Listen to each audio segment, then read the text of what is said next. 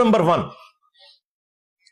Page number 8 number page पे तमहीद में वो लिखते हैं कि सफर 1357 हिजरी में बामुताबिक 1938 जब इनकी उम्र 40 साल थी शेख जकरिया कांदलवी साहब की, तो कहते हैं उस वक्त मुझे मौका मिला।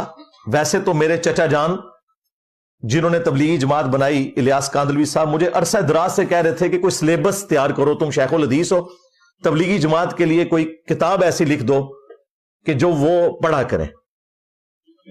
तो कहते हैं कि सफर 1357 बामुताबिक 1938 में एक मर्ज की वजह से दिमागी काम से रोक दिया गया। वो कहते हैं मुझे कोई ऐसी बीमारी लग गई कि डॉक्टर ने कहा कि आपने दिमागी काम कोई नहीं करना।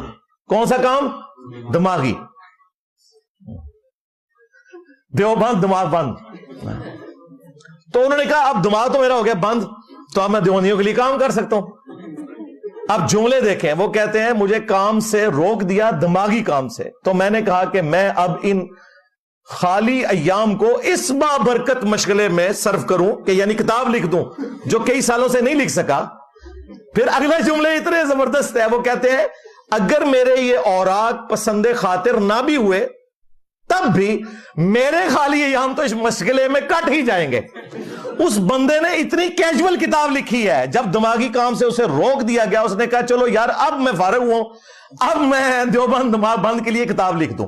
और ये स्टार्ट में लिखा है उस बंदे ने खुद, ये ना कि मैंने गन पॉइंट पे लिखवाया। ये वैसे उस बंदे की ईमानदारी हो सकता है, इसकी वजह से उसकी बख्शिश हो जाए कि उसने स्टार्ट ही में बता दिया है कि मेरी दिमागी हालत ठीक नहीं। हाँ, जो कुछ मैं लिख रहा है अपनी जिम्मेदारी से पढ़ो। तो तबलीगी जमात वालों का भी काम है कि इसके बाद जो कुछ लिखा हुआ है अपनी जिम्मेदारी के ऊपर पढ़े।